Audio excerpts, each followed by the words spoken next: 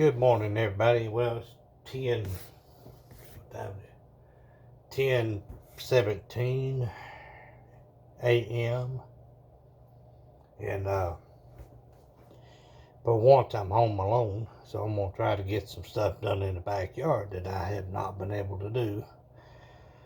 And so with 5 pecan trees and whatever other trees, it's little limbs and stuff everywhere. So got my burn barrel out there lit up, so I'm gonna start burning some of this stuff. I ain't gonna mess around. It's bouncing between 27 and 28 degrees Fahrenheit. Wind, it's there, but it's not gusty or anything like that. Maybe some precip tonight, freezing mix. So we'll see what that does for Thursday. So, in fact, my hand got so cold a while ago, it started hurting. So I'm gonna warm them up in the house with conventional heat. So I hope everybody's doing good this morning. Something I want to talk about is, in the event we lose power and everything, and we have, when we have electricity, we have some circulation, generally we have circulation. Either it's the HVAC, a electric heater, it's moving air around. You might have some fans. That's a good idea to have fans whenever you got, heat going on, so it gets the cold air down at the bottom down here and pulls it down. So, if you lose power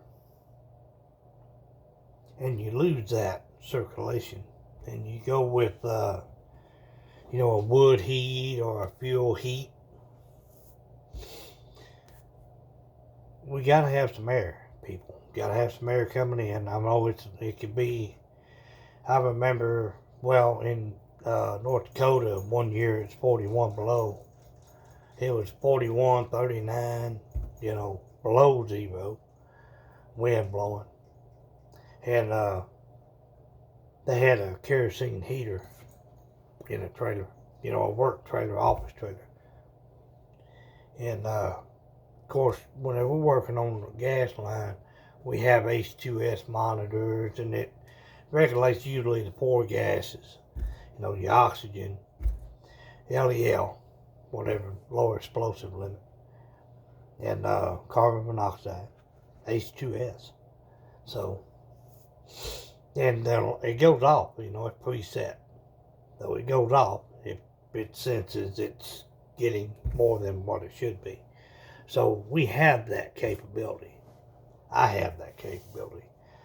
Carbon monoxide detectors runs off of batteries is very important, people, because a couple, husband and wife, got off from work up in North Dakota. And, of course, in a travel trailer, RV, it's hard. I've been there. I've been there. And it was all I could do to keep my little trailer, from freezing up. And of course, the good thing nowadays is all the plumbing's within the ducting, heating duct, so it stays below freezing or above freezing. But anyway, they came home. They had a kerosene furnace heater, one of the portables. It's like a turbine, and they had that up on the trailer down on the low. And they got off work. They went in, did whatever they do. I don't know if they found them sitting where they had kicked back in like a recliner or lay down on the couch or whatever, and they were overcome with carbon monoxide and they died. And so that's very serious, people. Their smoke detector I mean, their carbon monoxide detector.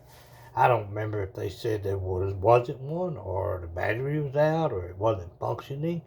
I know mine in the trailer is 12 volt or hardwire 115. So it works either way. So it's kind of a fail-proof system. And I can test it. So, and that's very important. When we're in these tiny homes and these cabins and stuff, I know them cabins, I fought went on 2 fire calls, structure calls. Then, if you ever watched that movie Backdraft, that you'll see that there. I mean, it is a beautiful sight. Don't get me wrong, and but it's mesmerizing. I mean, it's unreal. I mean, you know, the what fire can do. And in these cabins, they're sealed so tight that once it eventually sucks up one of the triangles, the oxygen, it just kind of dissipates. It just kind of like sitting there. And you have to know how to fight this. And you have to be open, and then fight. You have to push that. And because as soon as that oxygen gets in there, I guarantee it will suck in, and then it'll burst. And anyway, after fighting those 2 cabin fires, I learned a lot from that. I did. And the triangle, the fuel sources required, you know, what's required to have a fire. So we have to be aware of that, especially in these colder winter months. Some of y'all are blizzard, snowed in, what have you. Whatever source of heat you got, I hope you have adequate source of heat. And all the stuff that we prep for, you know, this ain't just about bug out, even though that's the title. But we have to know how to survive the elements, whether it be in or out. And so I want y'all to understand that now of all times, if you're in a structure and it's tight, have some circulation, have some air moving around, have a carbon monoxide detector, all this stuff you need to not die. Plain and simple. Because carbon monoxide will kill. Hey, that's it. So, and you won't even know it. It'll be just going into a deep sleep and you're done. You don't wake up, people. So please take this serious. And I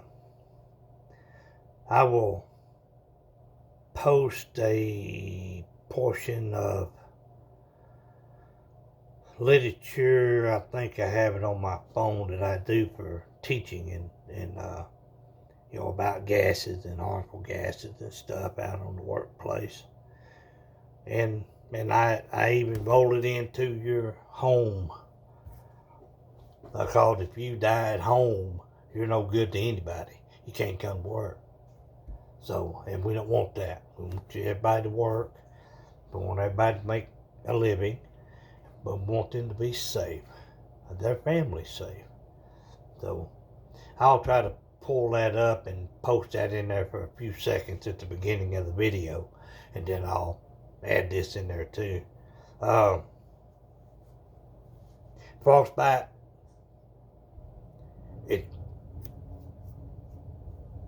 it can hurt. It can happen quicker than you think, because it will deaden the portion of skin. What it does, it freezes and destroys the cells. And I don't know if there's any recovery from that. I don't think there is. Maybe. I mean, research it.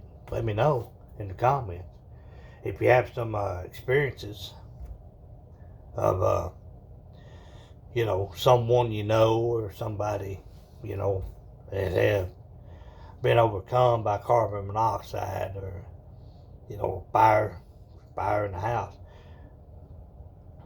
you know, please comment below. And not only if you use a alternate fuel, well, I say alternate, kerosene, diesel, stuff like that. Yeah, you can use it, but you gotta be real careful. Gotta follow the instructions. Wood, be sure you're using wood that's clean. All this treated stuff, this womanized stuff, this whatever it is, that will put off more toxic fumes. And all the building materials that they use in these homes puts off gases. And believe it or not, it doesn't have to be on fire. Because you remember back Katrina, they shot out all these FEMA trailers out. I almost bought some. And they were getting sick because formaldehyde, the adhesive stuff that they had used in some of these trailers, or I don't know if all of them, but I know some of them, there was reported, news media reported and investigated formaldehyde. So there's just a array of things that you can be affected, you know, by, that can affect your respiratory and your, you know, it just, be careful out there. Stay warm, and I hope everybody's being safe. And just, man, I don't want to hear of anybody getting, you know, losing their life, or their family, or their children being overcome by carbon monoxide or some other form of chemical, you know, coming out in the air and breathing it in. No, it ain't worth it, people. If you have to be a little chilly or a little cool or maybe a little cold to have some air circulation, do it. Put on some extra layers of clothes. Don't do that, people. Anyway, guys, take care. I hope you enjoy your day. This is probably the shortest video I've done in a while. And I'm going to go out here and burn some stuff out in the open. Take care.